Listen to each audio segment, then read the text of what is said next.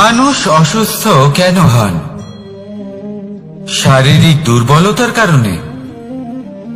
না, মানুষ অসুস্থ হন তার মানসিকতার কারণে, তার বিবেকের কারণে, তার কর্মের কারণে, তার ক্রোধের কারণে।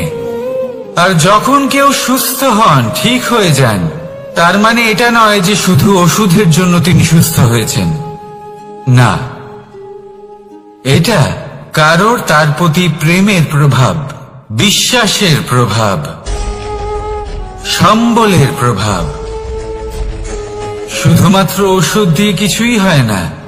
যদি মনে প্রেম থাকে, বিবেক থাকে, বিশ্বাস থাকে, সম্বল থাকে, তবেই সেই ওষুধ কাজ করতে পারে। তাই মনে রাখবেন, এই জীবন হলো অত্যন্ত ছোট। মনে প্রেম ভাব রাখুন, মিত্রতা করুন, শত্রুতা নয়। ভালোবাসুন, বিদ্বেষ নয়। আর এই ভালোবাসার সাথেই বলুন রাধা রাধা। জীবন, এই জীবনের সত্য কি? জন্ম, যেখান থেকে জীবন আরম্ভ হয়, নাকি সমাপ্তি?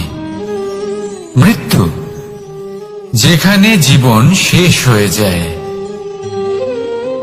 জীবনের সত্য এটা নয়, সবকিছু এটা নয়। ভালো করে ভেবে দেখলে কিছুই যায় আসে না যে আপনার জন্ম কোথায় হয়েছে, কিভাবে হয়েছে। এতেও কিছু যায় আসে না যে আপনার মৃত্যু কোথায় হবে, কিভাবে হবে। যায় আসে তখন, গুরুত্বপূর্ণ হলো এটাই যে জীবন আপনি যাপন করেছেন তার উদ্দেশ্য কি ছিল, কি ভাবনা নিয়ে আপনি বেঁচেছেন। এখন যদি আপনি এমন কিছু করেন যার দ্বারা এই সংসার আপনার থেকে জীবন যাপনের প্রেরণা পেতে পারে, মৃত্যুর পরেও আপনার কর্ম দেখে তা স্মরণ করে জীবনে বাঁচতে শেখেন, তাহলে তার তাৎপর্য হলো আপনি নিজের কর্মের দ্বারা, নির্বাচনের দ্বারা অমর হয়ে গেছেন। দেখুন, জীবনে দুশ্চিন্তা করা হলো বৃথা, মৃত্যুর ভয়ও হলো বৃথা। কারণ আত্মা কখনো মরে না, তাকে কেউ শেষ করতে পারে না। না কাল, না মৃত্যু, আর না সময়। যদি এমন কিছু থাকে যা আপনার আত্মাকে শেষ করে দিতে পারে, তাহলে তা আপনারই নিজের দুষ্কর্ম। তাই এই যে জীবনকাল আপনার কাছে রয়েছে, তাতে শুধু শুভ কর্ম করুন, দুশ্চিন্তা করা ত্যাগ করুন। এমন কর্ম করুন যা দেখে সংসার উচিত পথে চলে আসবে, শুভ কর্ম করবে। যদি আপনার মৃত্যুর পরে সংসার আপনাকে স্মরণ করে শিক্ষা লাভ করে, উচিত পথে চলে, প্রেরিত হয়, তাহলে আপনিও অমর হয়ে যাবেন। আসুন আমার সাথে ভালোবেসে বলুন রাধা রাধা। কথায় আছে, যা কিছু অন্তর থেকে নিঃসৃত হয় তা অশুভ হয় না। অশুভ হলো সেই বোধ, সেই ইচ্ছে যা অন্তর থেকে নিঃসৃত হলেও কখনোই বিবেকের দ্বারা পরখ করা হয় না। এমনই একটা অনুভূতি হলো ক্রোধ। এই ক্রোধ আপনার বিবেকই হরণ করে নেয়, আপনার করুণা হরণ করে নেয়। আপনি ভাবনা চিন্তা করার যোগ্যতাই হারিয়ে ফেলেন। এবার যদি আপনি সংসারকে নিয়ন্ত্রণ করতে চান, ভবিষ্যতের উপর নিয়ন্ত্রণ রাখতে চান, বর্তমানের উপর নিয়ন্ত্রণ রাখতে চান, তাহলে প্রথমে নিজের ক্রোধের উপর নিয়ন্ত্রণ করা শিখতে হবে। কারণ এই ক্রোধ আপনার বন্ধু নয়, এ আপনার শক্তি নয়, এ হলো আপনার দুর্বলতা। আর এটা শত্রুর শক্তি বাড়িয়ে তোলে, আর শেষ পর্যন্ত ক্ষতি আপনারই হয়। তাই এই ক্রোধকে নিজের নিয়ন্ত্রণে রাখুন। অশুভ মন্তব্য আপনা থেকেই অসফল হয়ে যাবে। আসুন আমার সাথে ভালোবেসে বলুন রাধা রাধা।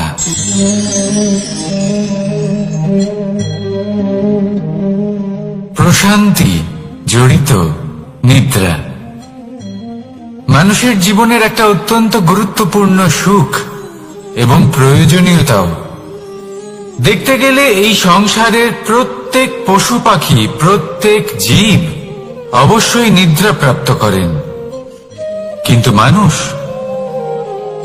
যার মধ্যে বিচার বিবেচনা করার শক্তি অন্যদের থেকে অনেক বেশি, তার কিন্তু ঘুমের কিছু সমস্যা অবশ্যই হয়। কি বলেন? তাই তো? এবার এর কারণ কি? চিন্তা। এবার চিন্তা আমাদের সবার জীবনে আছে। আমরা সকলে জানি যে চিন্তা কখনো আমাদের সাহায্য করে না, তাও আমাদের জীবনে আছে। কেন? চিন্তার মাধ্যমে কি কখনো কোনো সমস্যার সমাধান হয়েছে? অর্থের চিন্তা করলে কি অর্থ লাভ হয়? ভবিষ্যতের চিন্তা করলে কি ভবিষ্যৎ ঠিক হয়ে যায়? স্বাস্থ্যের চিন্তা করলে কি স্বাস্থ্য নিজে থেকেই ঠিক হয়? হয় না। তাহলে এই সব কিছু থেকে আমাদের একটা ছোট্ট শিক্ষা অবশ্যই লাভ করা উচিত। আপনিও আপনার কাঁধ থেকে চিন্তার এই বোঝা নামিয়ে ফেলুন। আর ইচ্ছে, এই সব ইচ্ছে একত্রিত হয়ে আমাদের মনে চিন্তা উৎপন্ন করে। তাই এই চিন্তাগুলিকে ত্যাগ করুন। প্রকৃতির প্রেমের উপর বিশ্বাস রাখুন। মনে রাখবেন, যিনি চিন্তা মুক্ত হবেন তিনি চিতা মুক্ত হবেন। সুখের নিদ্রা প্রাপ্ত করুন, আর নিদ্রায় যাবার আগে আমার সাথে ভালোবেসে বলুন, রাধা রাধা। মহাদেব, সেই দেবতা যিনি মহান, যাকে দেবতাদের দেবতা বলা হয়, যিনি হলেন আমার আরাধ্য। কখনো আপনার মনে এই প্রশ্ন এসেছে যে শিবকেই কেন মহাদেব বলা হয়, অন্য কোনো দেবতাকে কেন বলা হয় না? সেই কারণে, কারণ মহাদেবের মধ্যে, ওনার মধ্যে এমন এক বিশেষ গুণ রয়েছে যা অন্য কারোর নেই। তা হল নিঃস্বার্থ হয়ে মানুষের সেবা করা।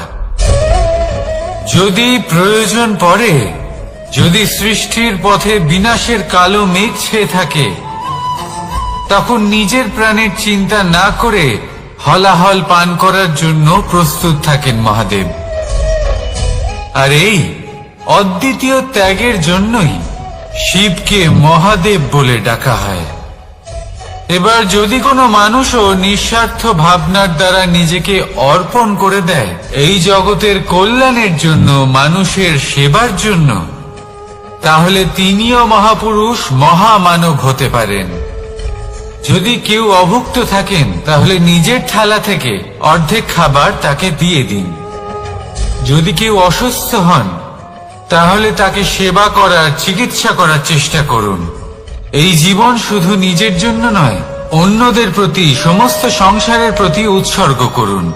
যদি এইসব মানুষ শিখে যান, তাহলে তিনি মহাদেবের পথে অগ্রসর হতে পারেন। যদি মানুষ নিঃস্বার্থ ভাবনার দ্বারা এই সংসারের সেবা করতে শিখে যান, তাহলে তিনি নিশ্চিত রূপে মহামানব অবশ্যই হতে পারবেন। আসুন আমার সাথে ভালোবেসে বলুন, রাধা রাধা। স্বর্ণ, হিরে, মুক্ত, মানিক, এই সব কিছুকে আগে পাথর বলা হতো। তাহলে এমন কি হলো যে এদের রত্ন বলা হয়? আর রত্ন তা বাস্তবে আসলে কি? এটা হলো সেই পাথর যাকে আগে আগুনের তাপ সহ্য করতে হয়েছে, পরখ করা হয়েছে, যাচাই করা হয়েছে, এদের কাটার চেষ্টা করা হয়েছে, কিন্তু তারা কখনোই নষ্ট হয়নি, বরং তারা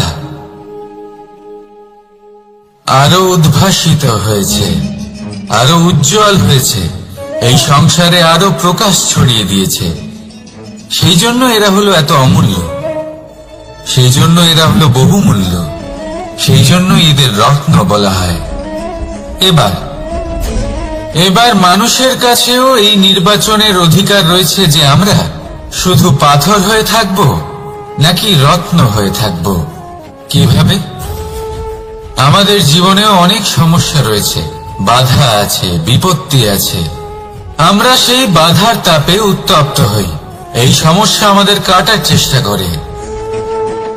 অনেক মানুষ বিভিন্ন পরিস্থিতি আমাদের ভাঙার চেষ্টা করে, কিন্তু আমাদের নষ্ট হলে চলবে না। যেভাবে এই রত্ন সমস্যার সম্মুখীন হয়ে পাথর থেকে রত্ন হয়েছে, সেইভাবেই আমাদেরও আমাদের সমস্যার সম্মুখীন হয়ে রত্ন হয়ে উঠতে হবে। এই সংসারে প্রকাশের স্রোত হয়ে উঠতে হবে। তাহলে এটাই করুন আর আমার সাথে ভালোবেসে বলুন, রাধা রাধা।